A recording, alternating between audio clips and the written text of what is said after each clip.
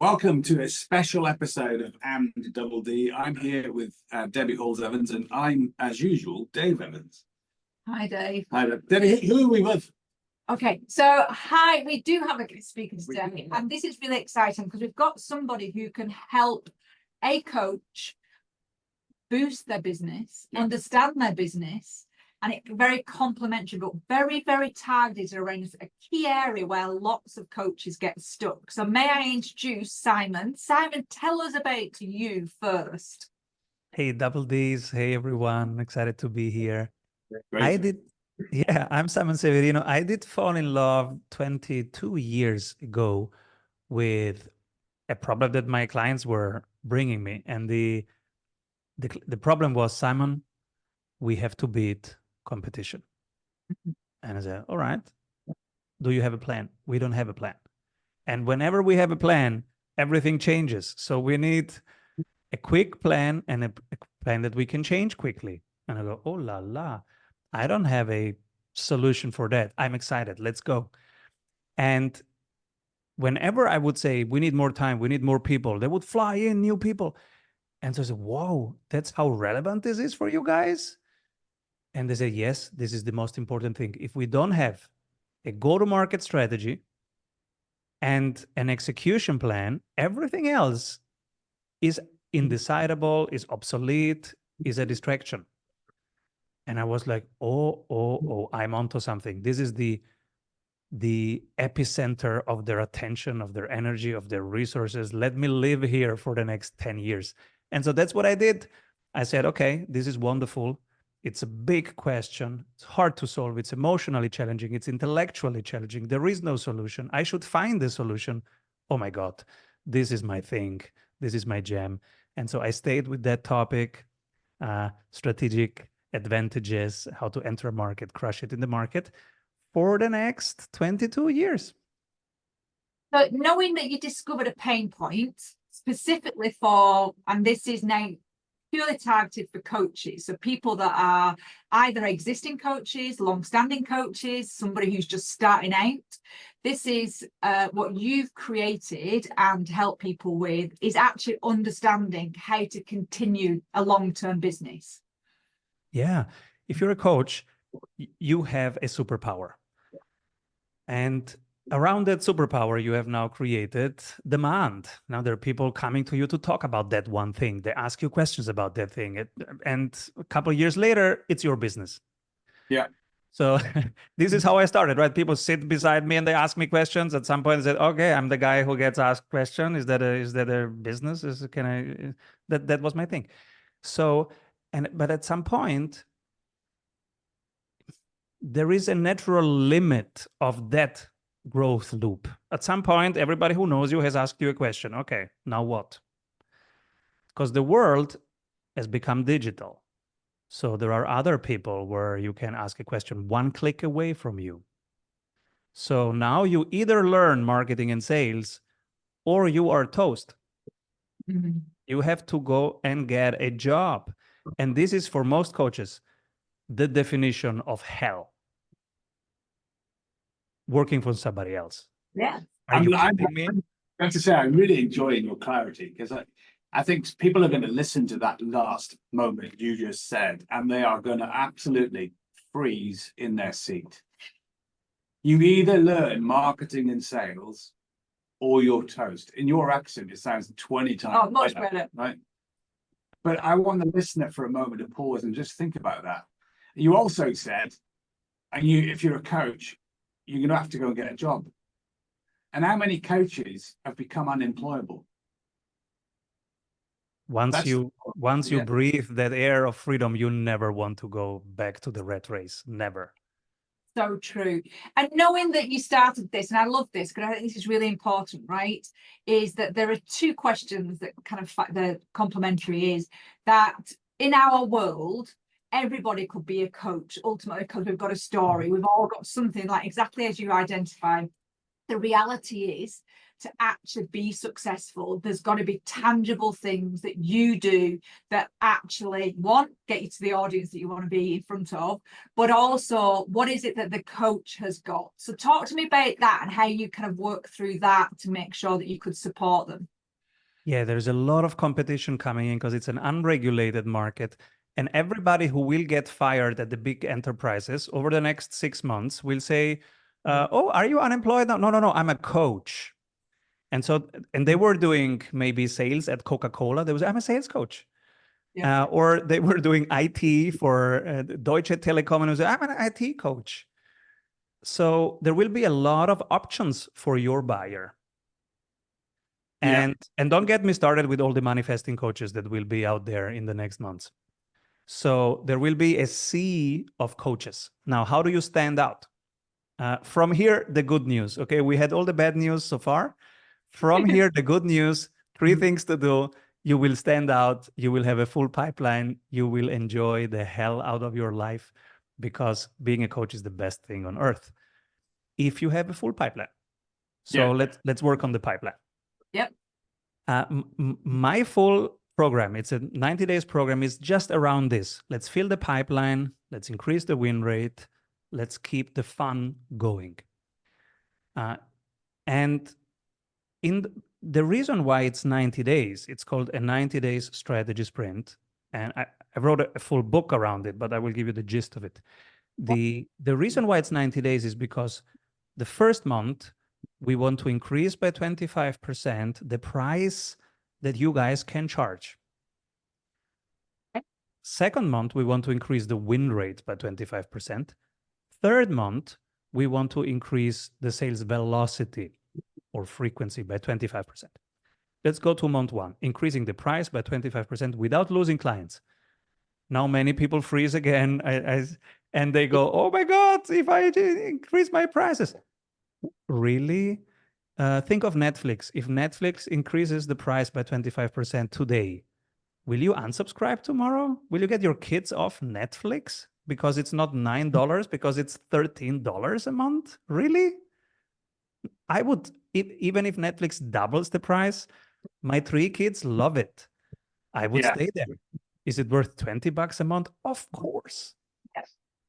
They learn languages. They see the world. It's fantastic.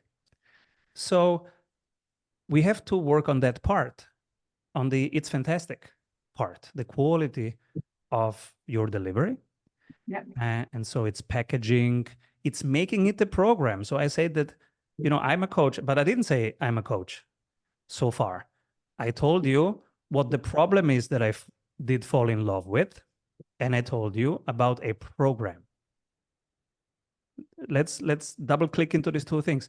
The most important thing is that you fall in love with the problem of the other side, whatever that is, that you pick one of their problems. They have multiple, but you pick one and you fall in love. You get so deep that you are the best at that.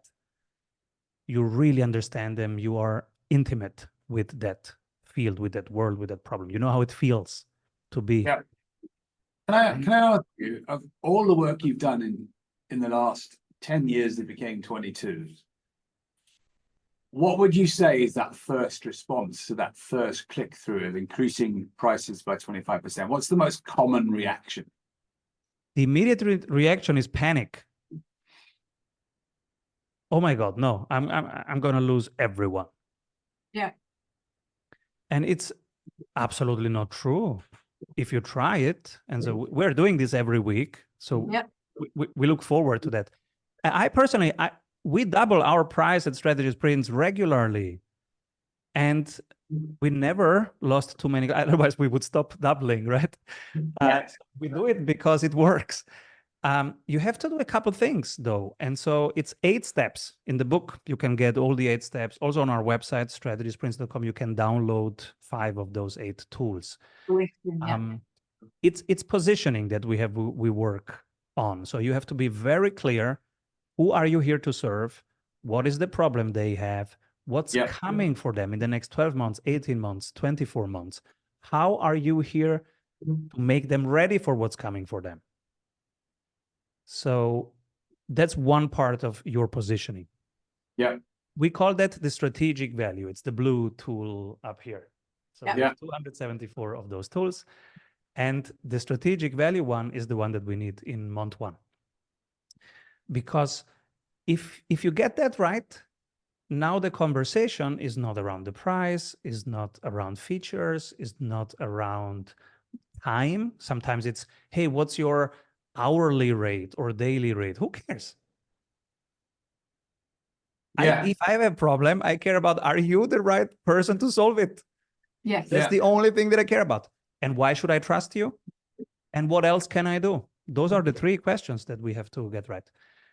And so if the conversation is around that, already in marketing, we are not even in sales yet, it's in marketing. You are out there on LinkedIn, you are out there on YouTube, and you're saying, hey, I see you. This is what's coming for you. This is how I can help you be ready for what's coming for you. That's positioning. And if we nail that piece and then you increase 25%, nobody will negotiate the 25%.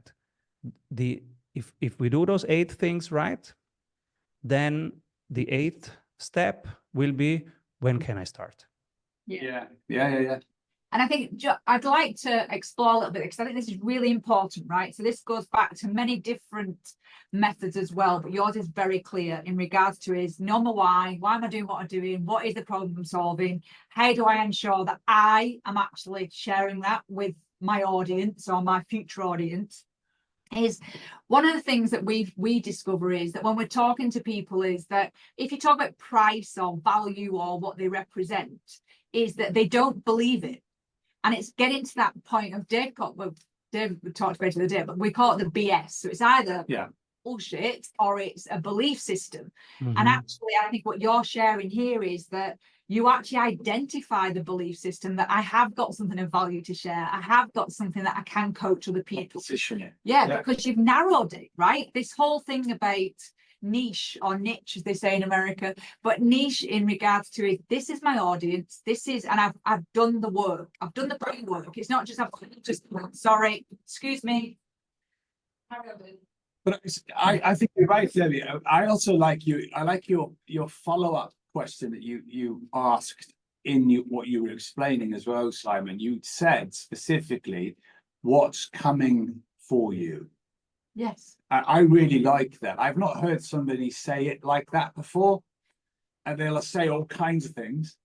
But in our business, we coach something called a 24-month framework in our business coaching. And we ended up adapting to 24 months for one reason only, that 12 months is too rigid a period. That if your market changes overnight, you're not ready to prepare. But what I like about what you're saying is it complements our theory there, because you're saying what's coming for your clients in the next 24 months, the people you want to serve, the problem that you're solving. What was you going to say then? No, I was just saying, how do you deal with a client who lacks belief? Yeah. And is it, do you get to that point where you just go, well, I don't work with that person, because if the belief isn't there or present, or do you believe you can deal with anybody's belief? One of the steps that we do, and if people are watching, they will see this right now. We call it the ICP and anti-ICP. So in week 1 of the sprint, we have them on the left side. For the people who are just listening, on the left side, there are 5 criteria, what makes your ideal client. And on the right side, the anti-ideal client criteria. So each one gets an opposite. And this is one exercise that we want all our clients to have. You have your ideal client defined in 5 criteria, and there's the opposite too. Yeah. Now, if they fit those 5 criteria, we will make sure that we prepare in advance before the call. We will, check their LinkedIn, their websites, their social posts, and we will come with a hypothesis. We will come very prepared to the call and just ask questions, but those questions are informed by our research. And the research will say, okay, you are in this field, you are serving those people, or it's not clear who you're serving. But if it's clear who you're serving, then this is what's coming for them. Do they have a plan? Can you make them ready for what's coming? And so we'll come already with this hypothesis. And around that, we will test their beliefs around that. But beliefs are not the main thing that we look at. We really look at can they help their people be ready for what's coming?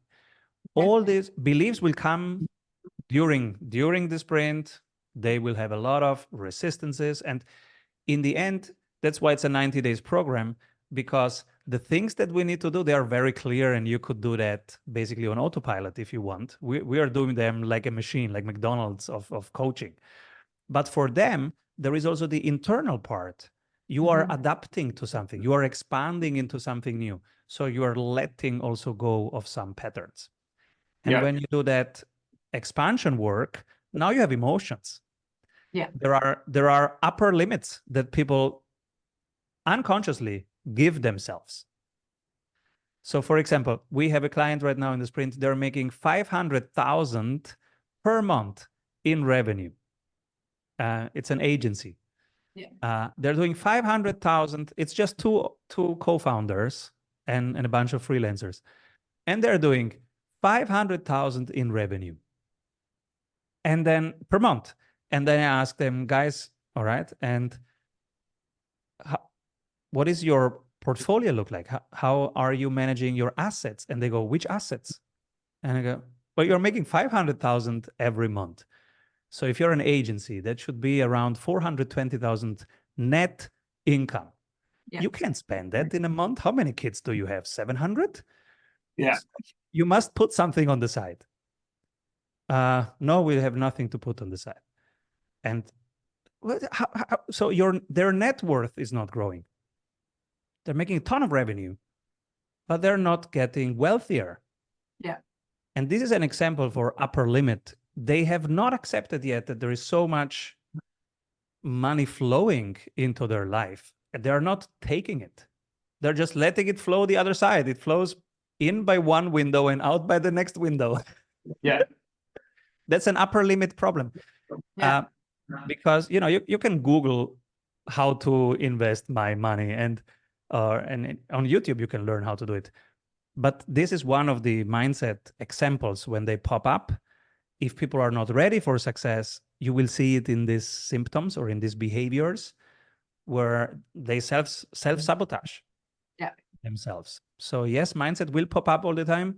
We don't tackle it, but it shows up. We have to work with it. I love that. I love the fact that you're also not moving a belief to the start point. You're accepting that the belief existing or the changing belief is taking place in the confidence in your process. Yeah. Yeah. So we've done stage one.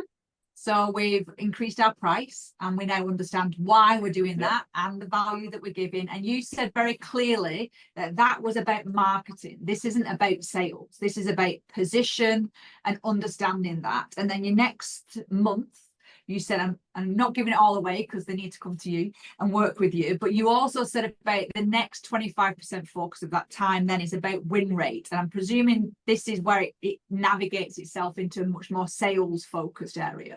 Yes. So in month one, we have nailed positioning and messaging.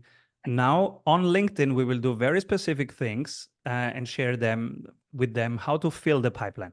Now that the pipeline is filled, just with LinkedIn, because LinkedIn is where, the most, the easier path to most coaches' clients. Yeah. They think it's Instagram. It's not. It's LinkedIn. And it sounds boring, but it's not. You can make it rock. Yeah. So, and then month two, win rates. Now that the pipeline is full, out of those conversations that you have in your pipeline, let's say you wake up and you have 10 people scheduled on your calendar per week. How many can we close? This is now the yellow pyramid, which is 8 steps of closing the deal. It starts with frustrations because you have to visualize first. This is something that nobody is teaching. I don't know why, but you have to visualize what they are saying, their exact words. First, you will need them later. So for example, these are the exact words of Marcello. These are the exact words of Chanel. You will need them also later. But right now you need them because how can they trust your product? Or because there is no product if you're a coach. Yeah. So they can only trust right now you. And you have now 10 minutes to make that happen. How do you create trust in 10 minutes online? There are only two things that you can do. One is to use their exact words and whiteboard them. Yeah. So they tell you something, you literally write the words down and you double check that, is this what you are saying? And these loops will create the first trust element. The second trust element, and it's incredible how many people don't do that. The second trust element is your expertise. And your expertise is how intimate you are with the world that they are sharing with you. That comes from your actual expertise and being years immersed in that field. Yeah. Those two things create the trust and the credibility that you need to go to step 2, which is the frustration. Now they will tell you what really pisses them off. And if they tell you just cognitive words, you cannot go to step 3. You have to stay in the body. What's an example? An example is, hey, Double D, I'm here because my friend says I should have coaching. Well, that's not a reason to have coaching. So that's just, I should have. This is in your head. Nothing happens in your head. So let's go back. So why does your friend think that? And what happens if you just don't do it? What pisses you off about hearing that? And so if they say, I'm pissed because my friend always tells me this, now we're onto something. Okay, now we have a bodily frustration. I'm pissed. I'm tired of hearing that I should have coaching. I'm pissed of having relationships that are shorter than I want. I am pissed of having money flying into this window and out of that window. Now we're onto something. Now we have a frustration. Now we can move on to 3. Okay, how important is this in the context of your overall life? Is this important? Does it have side effects to anything else? Okay. Step 4, cost of inaction. What happens if you do nothing? Yeah. Can you just go mountain biking and continue? Yeah. As if it was nothing. Can you just change city? Or just do nothing? Okay. If you do nothing, it's gonna get worse. Okay, how much worse? And then you have them explain those scenarios. Now they are creating the deliverables, actually. So the next step, number 5, is the deliverables. If you work with me for 24 months, 3 months, this is the scope of work and the expectable deliverables. That's step 5. Step 6, and I'm literally looking at the pyramid in front of me every day. The deliverables, then 6, invest. Okay, how much time are you willing to invest into this? And also the monetary investment. And by time, we mean your time, because you will have to do some stuff. As a coach, I can do anything in your life. You are in your life. So how much time will you allocate to this? I have just questions and processes. But if you don't use the processes, nothing happens. Correct. So how much time will you allocate into actually applying the processes that I will give you per day, per week, per month? What's the minimum required? What are you What are you ready to commit? And if they pass 6, then we go into 7, investment now. And then when do we start? And what's the SOW, the statement of work? Many coaches don't even have a contract. So we show them our contract. We have spent 10 years and many lawyers optimizing that. So you will have a contract, a statement of work that is so professional that it looks like Coca-Cola is buying Pepsi, but it's for a coaching program, right? For 6 months coaching with you, or 12 months or 3 months. But it creates that trust and that professionalism that de-risks the decision and makes it easier for them to buy. Fantastic. I love it. I also love the fact that you're describing a really clear thought through process. We came across something similar recently where from the massive, large scale manufacturing of warehousing, which teaches you this linear left to right process. What I like about this, doesn't matter which direction it's in, Debbie, is it's a set of 8 steps that our listeners can listen and go, A, they can get it in your book. Mm. B, they can find you online. C, they can listen to this and go, how many of those things am I doing? And hopefully have the same thought that I have regularly is, holy crap, I'm not doing that enough.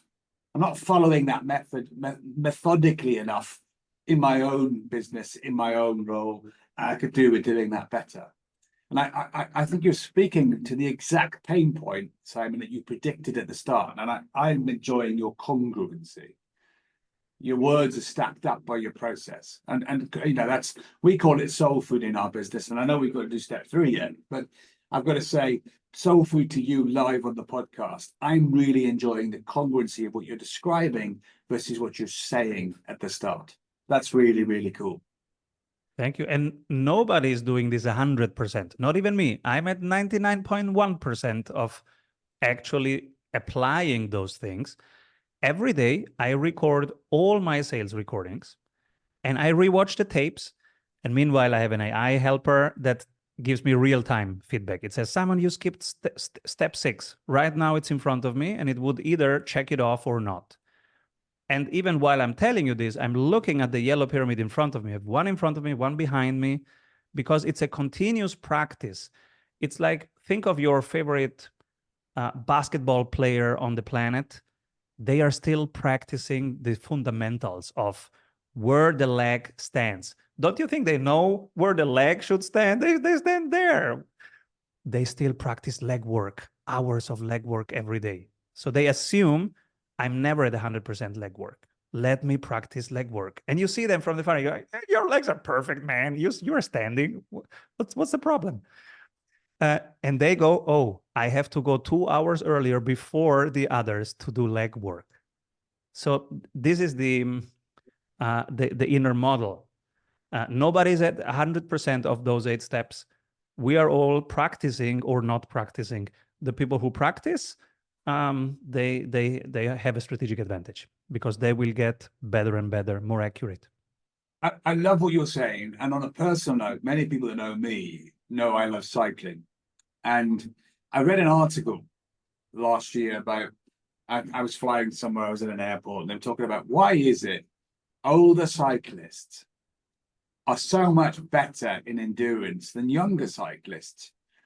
And they talked about there's only one differentiator. Do you know what it is, Debbie? Practice process. No, they respect the winter period. An older cyclist trains in the winter period as much as they do in the summer race. Exactly. Yeah.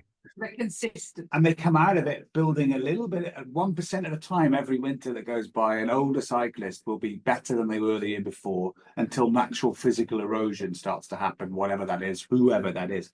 But isn't that fascinating? It is. And at some point, you don't even have to watch how many watts you are doing because you feel it, but you still step onto that bike. Yeah. And even in the winter, right? And a young one goes, oh, it's winter. Okay, let's party. And the older one, no, it's winter. That means I have 69.3 days to the race. That's right. It's exactly. Yeah, we're in the same space, right? Yesterday, live, I broke a personal best on the Glen Quake where we live here. There's a mountain. It's just over there. 1.7 miles in climbing, 900 feet. And I beat it by 5 seconds when I was almost a stone lighter last year. But I beat it because my winter load has been really good this year, really solid. And it was so tough to do. So but it's been really pragmatic with the process. I don't want to dive into cycling because it'd be too easy.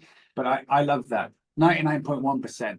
And if you're listening to this, ask yourself in your business right now with your processes, or if you need these processes, what percentage of compliance are you doing? Because we have a principle in our business, in a leadership coaching, is that when compliance to the process is 100%, that's when you get to challenge the process because you've left nothing on the table.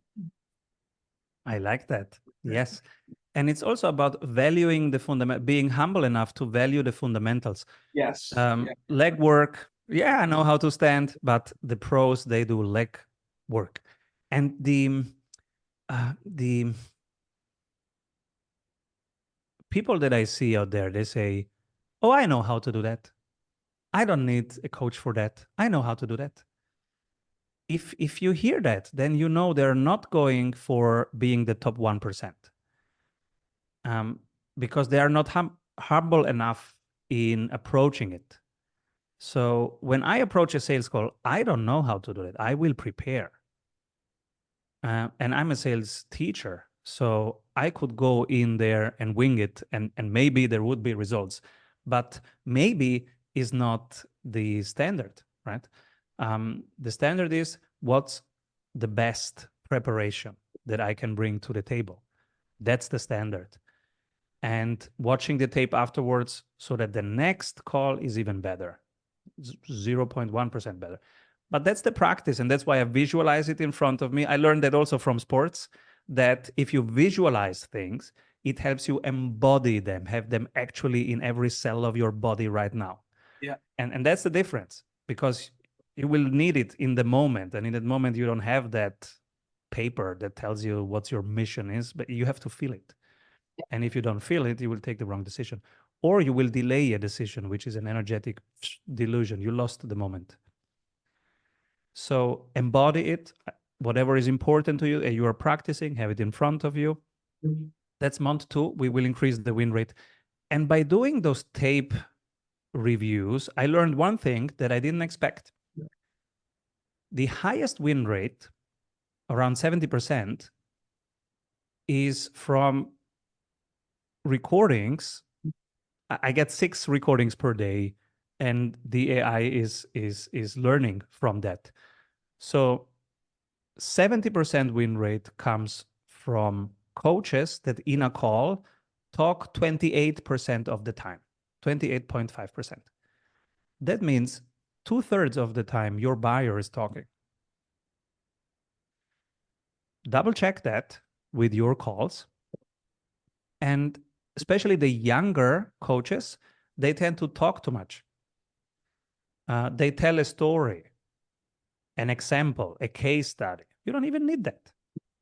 If they ask you for that, you will have a button and you can tell the story of Anthony. That's it. And then they saw it, it goes away. But only if they ask you. So highest win rate, 70% win rate at 28.5% of you talking, and the rest is listening.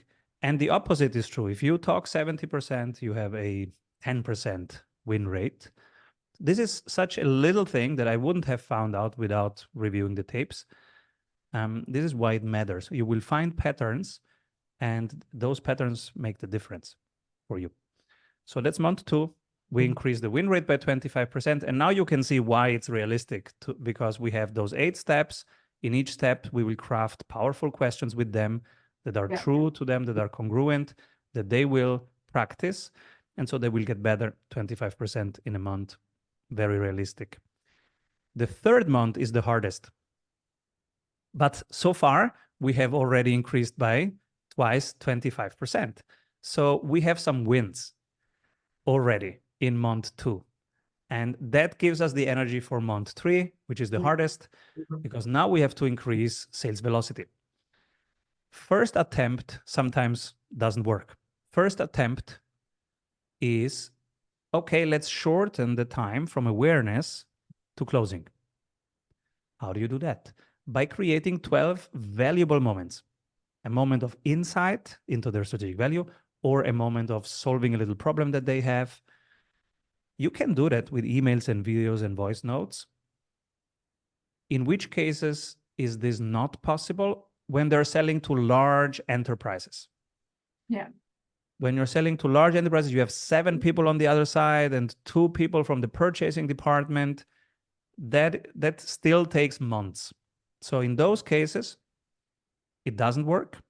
But with everybody else who is directly selling to the decider, it works.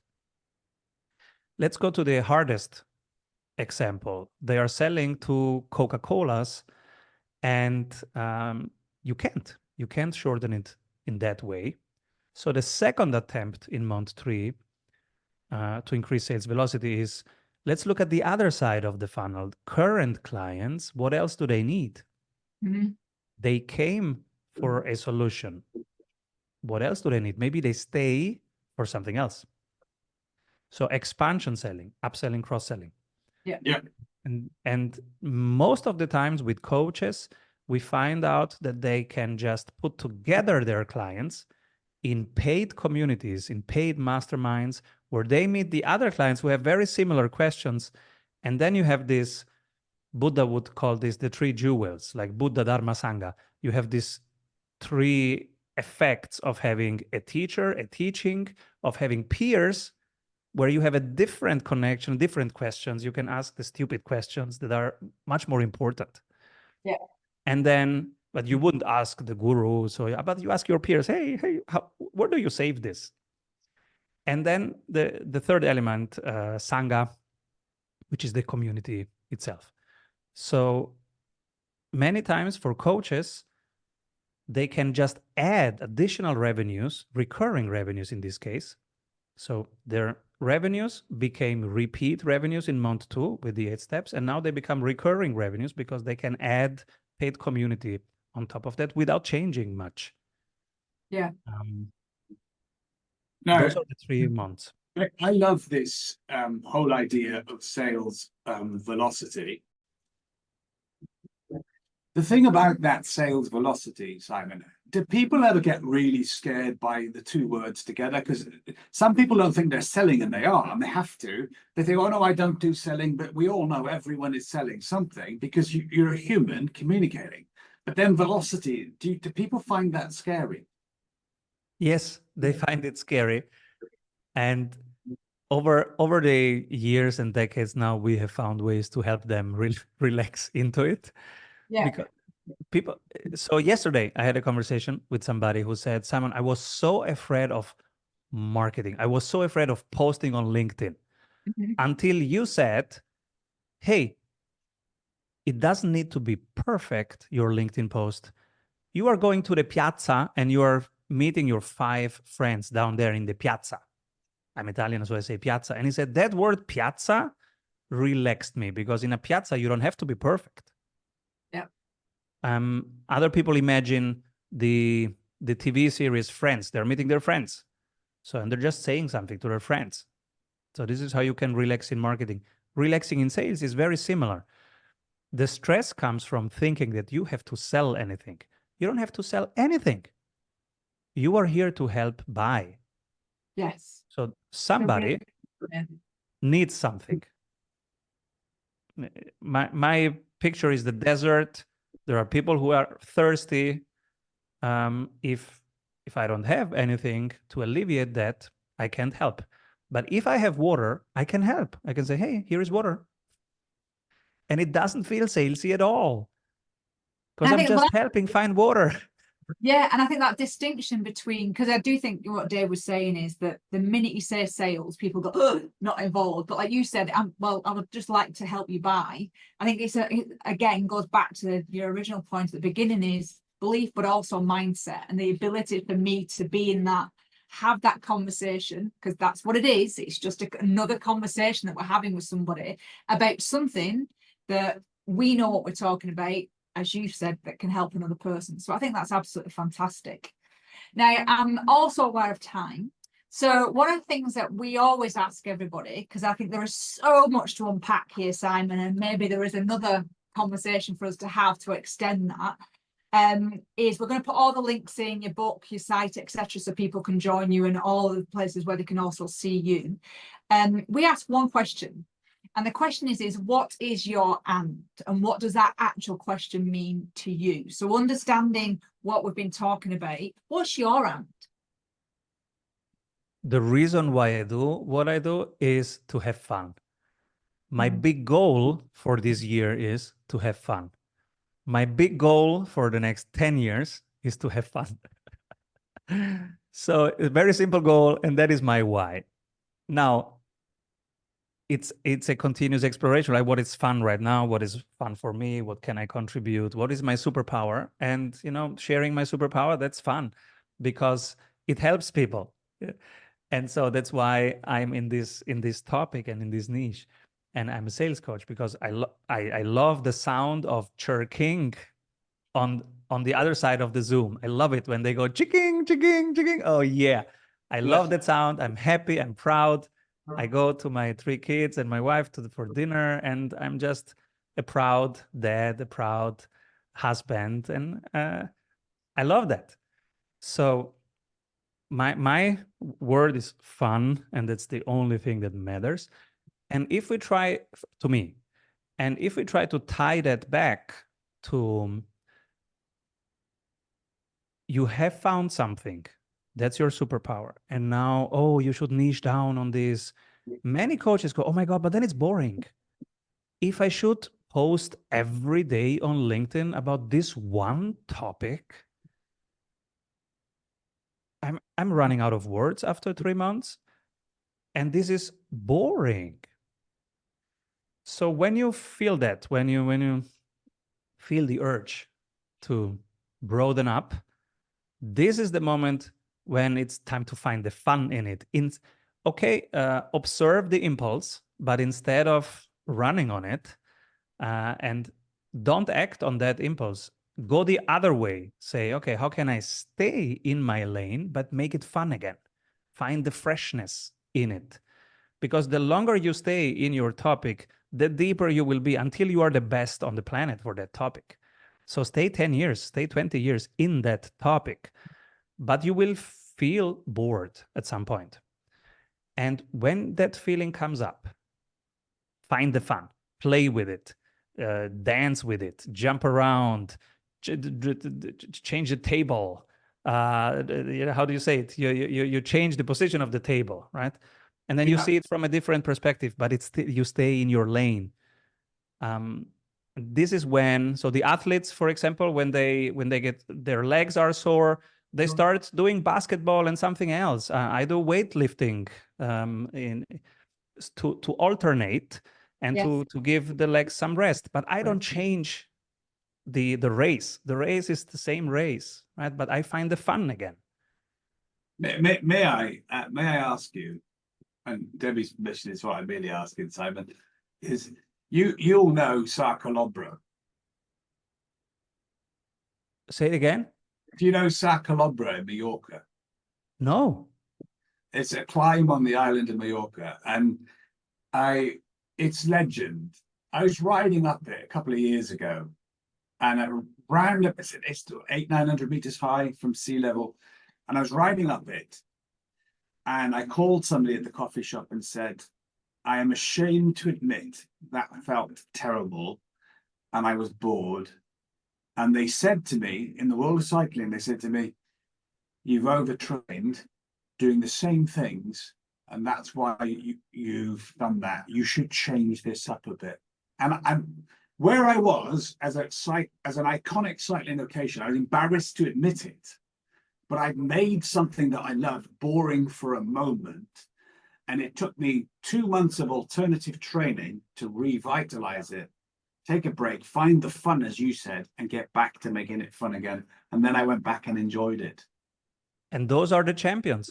And all the things that are worth putting effort into it. If you think of a marriage, if you think of building a business that is decades long, those things are worth revitalizing and finding the fun. That's the process of it.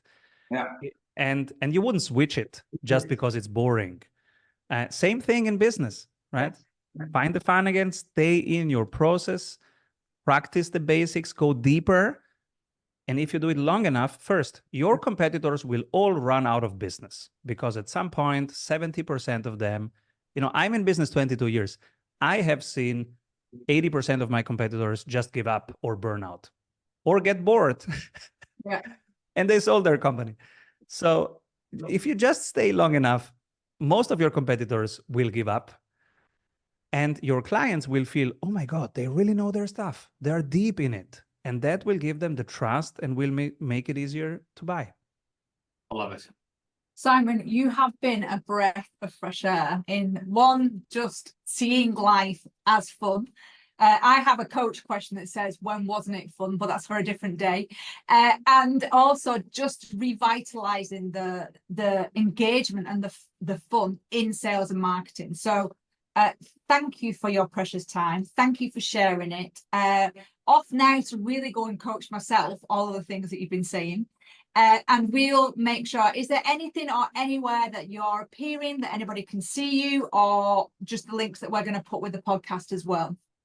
I've started a YouTube channel. It's called Simon Severino, where I share every week how I am doubling my own net worth every 3.8 years, because this is something that people go, oh my God, it must be hard.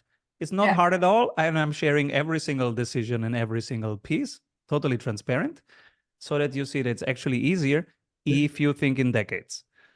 And so I'm showing that week by week how I'm doing that.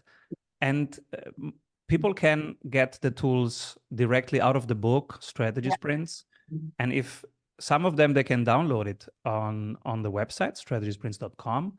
And if they want to talk to us, they can go to strategysprints.com, hop on our calendar. Happy to talk. Awesome. Well, thank you for your time. Truly, truly enjoyed it. And till the next time, we've been Double D Do Business and with Simon Severino. Thank you.